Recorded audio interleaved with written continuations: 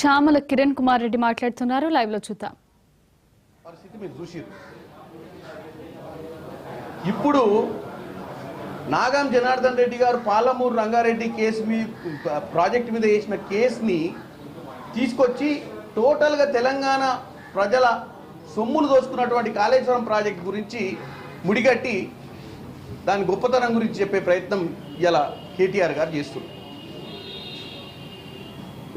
ఈరోజు ఒకటి చెప్తున్నా కేటీఆర్ గారికి, తెలంగాణ ప్రజలు గతంలో మీరేదో ముచ్చట చెప్పుకుంటే ఇందాక చెప్తున్నారు 55 సంవత్సరాలల్లో కాంగ్రెస్ పార్టీ ఏం చేయలేదని. 55 సంవత్సరాలల్లో కాంగ్రెస్ పార్టీ మీ లెక్క కాళేశ్వరం ప్రాజెక్ట్ లెక్క కట్టలే. నాగార్జున సాగర్ ప్రాజెక్టు కూడా కాంగ్రెస్ హయాంలోనే కట్టిరు. నువ్వేం చెప్తున్నావు అంటే నిజాం నవాబు హైదరాబాద్లో చార్మినార్ కట్టిండు, తర్వాత మీ నాయన కాళేశ్వరమే కట్టిండు, మధ్యన ఏం కట్టలేదు, మధ్యన కాంగ్రెస్ పార్టీ ఏం లేదని చెప్పే ప్రయత్నం చేసినాం. 55 సంవత్సరాలల్లో సాగర్, శ్రీశైలం, శ్రీరామ్ సాగర్, జూరాల లాంటి చాలా ప్రాజెక్టులు కాంగ్రెస్ పార్టీ కట్టింది. ఏది కూడా లొటపీస్ లెక్క ఊలలే. దేనికి కూడా ఇంజనీర్లు ఉంటుండే. మీ హయాంలో కాళేశ్వరం ప్రాజెక్ట్కే మీ నాయన ఇంజనీర్ ఉండు, ఫామ్ హౌస్లో వండుకొని గీతలు గీసినందుకే అది కూలిపోయింది. ఇలా నాగం జనార్దన్ రెడ్డి గారు కేసు వేస్తే నాగం జనార్దన్ రెడ్డి గారు ఇలా ఏ పార్టీలు ఉండే? మీ పార్టీలనే ఉండు. ఎందుకు వేసిండు కేసు? అయ్యాల ఆయనకు అయ్యాల క్లియర్గా మీరు ప్రజల సొమ్ము దోసుకుంటుర్రు అని తెలిసి మీ మీద కేసు వేసిన నాగం జనార్దన్ రెడ్డి గారు ఇవాళ మీ పార్టీలనే ఉండు. కాబట్టి ఆయన అడగండి ఎందుకు వేసిండు కేసు. దానికి తొడలు కొట్టుకోకండి సుప్రీంకోర్టు ఇచ్చినటువంటి తీర్పు మీద.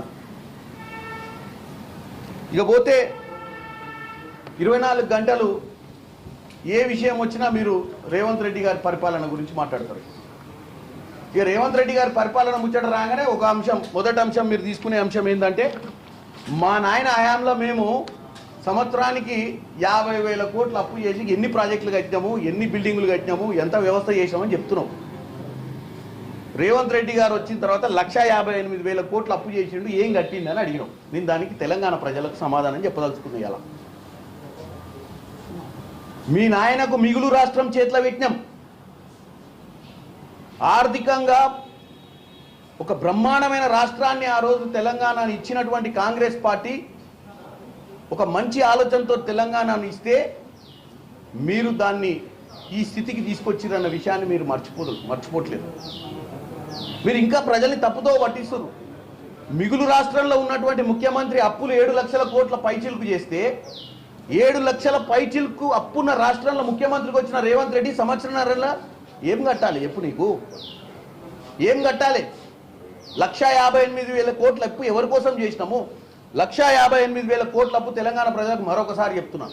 1/12/2023 నుంచి 28/2/25 వరకు 88,591 కోట్ల 591 లక్షలు కేవలం అసలు కట్టడానికి, ఏది మీరు చేసిన 7 లక్షల కోట్లలో అసలు కట్టడానికి 88,000 కోట్లు. తర్వాత 1/12 అదే డేట్లు నుంచి 28/2/25 వరకు వడ్డీలు 64,000 చిల్లర, 64 కోట్ల చిల్లర, అంటే 64,000 కోట్ల చిల్లర. అంటే ఈ 1,58,000 కోట్లల్లో 88,000 చిల్లర అసలుకు, 64,000 చిల్లర వడ్డీలకు. అంటే ఎంతైంది? 1,53,000 కోట్లు కేవలం మీరు చేసిన అప్పు కట్టడానికే మేము ఇక్కడ ఈ అప్పు చేయాల్సి వచ్చింది. దీన్ని తెలంగాణ ప్రజల ముందు పెట్టి మీరు తప్పుదో పట్టిస్తారు. ఇక్కడ మేము ఏది అప్పు చేసి తెలంగాణలో పప్పుకూడు తినాల్సిన పరిస్థితి తీసుకురాలి. అప్పు చేసి మీరు చేసిన అప్పులు పూడ్చి తెలంగాణను గాడిలో పెట్టే ప్రయత్నమే ఈరోజు రేవంత్ రెడ్డి గారు చేస్తున్నారు. ఇలా మీరు చెప్తుర్రు ఏమని, మా 10 ఏళ్ల సమయంలో మేము బ్రహ్మాండంగా పరిపాలించామని. ఎవరు చెప్పాలి పరిపాలించింది మీరు బ్రహ్మాండంగానా కాదా అనేది? తెలంగాణ ప్రజలు చెప్పాలి.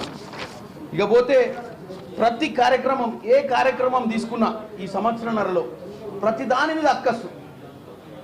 ఈయన ఒకప్పుడు బ్రాండ్ అంబాసిడర్ అని చెప్పుకొని తిరిగేటోడు కేటీఆర్ గారు.